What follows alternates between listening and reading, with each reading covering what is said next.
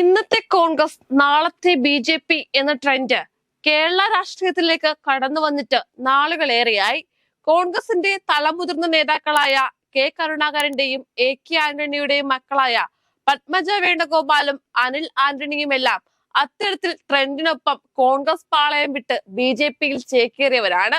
സംസ്ഥാനത്ത് 10 വർഷമായി പ്രതിപക്ഷത്തിരിക്കുന്ന ദേശീയ രാഷ്ട്രീയത്തിൽ മുന്നേറ്റം കാഴ്ചവെക്കാൻ കഴിയാത്ത കോൺഗ്രസ് നേതൃത്വത്തിന്റെ ഇന്നത്തെ അവസ്ഥയാണ് ഈ കൂടുമാറലിന് കാരണമെന്നത് പരസ്യമായ രഹസ്യമാണ്. പ്രത്യക്ഷത്തിൽ കോൺഗ്രസും എന്നാൽ പരോക്ഷമായി ബി.ജെ.പിയുടെ തണലിൽ നിൽക്കുന്നവരാണ് ഇന്നത്തെ കോൺഗ്രസ് നേതാക്കൾ ഭൂരിഭാഗവും.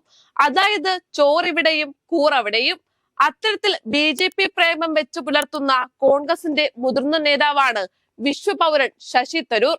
കോൺഗ്രസ് പാളയത്തിൽ നിന്ന് ബി.ജെ.പിക്ക് വളമിടുന്ന ശശി തരൂരിനെ പാർട്ടിയിൽ നിന്നും പുകച്ചു പുറത്തു ചാടിക്കാൻ കോൺഗ്രസുകാർ തന്നെ നീക്കം തുടങ്ങിയിരിക്കുകയാണ്. കോൺഗ്രസിൽ ഇനി നിന്നിട്ട് കാര്യമില്ല എന്ന തോന്നൽ വന്നു തുടങ്ങിയതോടെ ലോക്സഭാംഗമായ ഡോക്ടർ ശശി തരൂർ പാർട്ടി നിലപാടുകളെ ഒളിഞ്ഞും തെളിഞ്ഞും വിമർശിക്കുന്നത് പതിവാക്കി. വെറുമൊരു കോൺഗ്രസ് എം.പി മാത്രമല്ല തരൂർ, മറിച്ച് പാർട്ടിയുടെ പരമോന്നത സമിതിയായ വർക്കിംഗ് കമ്മിറ്റിയിലെ മുതിർന്ന അംഗം കൂടിയാണ്. ഈ സ്ഥാനത്തിരുന്നാണ് തരൂരിന്റെ യു-ടേൺ. ബി.ജെ.പിയെ സുഖിപ്പിക്കാൻ മാത്രം ഇടയ്ക്കിടെ പ്രസ്താവന ഇറക്കുന്ന തരൂരിനെ പുറത്തേക്കുള്ള വഴി കാണിക്കാനാണ് നേതൃത്വത്തിന്റെ ശ്രമം. ഏറ്റവും ഒടുവിൽ പഹൽഗാം വിഷയത്തിൽ പ്രധാനമന്ത്രി നരേന്ദ്രമോദിയെയും ബി.ജെ.പിയെയും രക്ഷപ്പെടുത്തുന്ന ഡയലോഗ് അടിച്ചതാണ് കോൺഗ്രസ് നേതൃത്വത്തെ ചൊടിപ്പിച്ചത്. വീഴ്ചകളില്ലാത്ത ഇന്റലിജൻസ് സംവിധാനം എന്നൊന്നില്ല. നിലവിലെ പ്രതിസന്ധി മറികടക്കുകയാണ് ഇപ്പോൾ ലക്ഷ്യമിടേണ്ടത്. വിജയകരമായി ഇല്ലാതാക്കിയ ഭീകരാക്രമണങ്ങളെ കുറിച്ച് നമ്മൾ അറിയുന്നില്ല.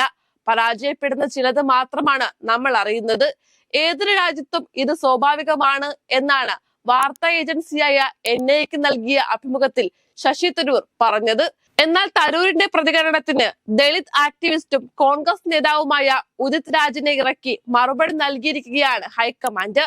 തരൂർ കോൺഗ്രസ് പാർട്ടിയിലാണോ അതോ ബി.ജെ.പിയിലാണോ എന്ന നേരിട്ടുള്ള ചോദ്യമാണ് ഉദിത് രാജ് ഉന്നയിച്ചത്. അദ്ദേഹം ഒരു സൂപ്പർ ബി.ജെ.പിക്കാരനാകാൻ ശ്രമിക്കുകയാണോ എന്നാണ് ഉദിത് രാജ് ചോദിച്ചത്.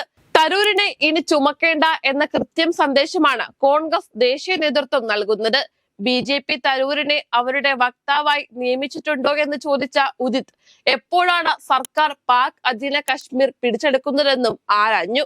കോൺഗ്രസ് നേതൃത്വത്തിന്റെ അറിവോ സമ്മതമോ ഇല്ലാതെ വർക്കിംഗ് കമ്മിറ്റി അംഗമായ തരൂരിനെ വിമർശിക്കാൻ രണ്ടാം നിര നേതാവായ ഉദിത് രാജ് ഇറങ്ങി പുറപ്പെടില്ല എന്ന് ഉറപ്പാണ്. തരൂരിന്റെ വിലപേശൽ തന്ത്രത്തിന് വഴങ്ങേണ്ടതില്ലെന്ന കൃത്യം സൂചനയും ഹൈക്കമാൻഡ് നൽകുന്നുണ്ട്. രണ്ടു വള്ളത്തിൽ ചവിട്ടിയുള്ള തരൂരിന്റെ രാഷ്ട്രീയ നിലപാടുകളോട് കോൺഗ്രസിന് താല്പര്യമില്ലെന്ന് വ്യക്തമാക്കുകയാണ് നേതൃത്വം.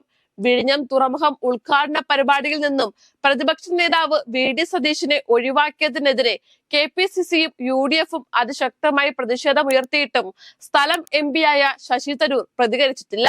വികസനത്തിന്റെ കാര്യത്തിൽ രാഷ്ട്രീയം വേണ്ട എന്ന അദ്ദേഹത്തിന്റെ നിലപാടിനോട് കെ.പി.സി.സി ഒരിക്കലും യോജിച്ചിട്ടില്ല. തരൂരിനെ പുറത്താക്കുന്നില്ല, മറിച്ച് തന്നെ ഇറങ്ങിപ്പോകുന്നെങ്കിൽ പോകട്ടെ എന്ന നിലപാടാണ് ഹൈക്കമാൻഡ് സ്വീകരിച്ചിരിക്കുന്നത്. മോദി ബി.ജെ.പി പതപ്പിക്കൽ തുടർന്നുകൊണ്ടുള്ള ഡബിൾ റോൾ അഭിനയം അനുവദിക്കില്ലെന്ന വ്യക്തമായ സൂചന നൽകിയ സാഹചര്യത്തിൽ ശശി തരൂരിനെ ഇനി അധികകാലം കോൺഗ്രസ് പാളയത്തിൽ നിലനിൽക്കാനാവില്ലെന്ന് വ്യക്തം. അപ്പോഴും തരൂരിന്റെ അടുത്ത നീക്കം എന്താണെന്നാണ് കോൺഗ്രസ് ദേശീയ നേതൃത്വവും എതിരാളികളും വീക്ഷിക്കുന്നത്.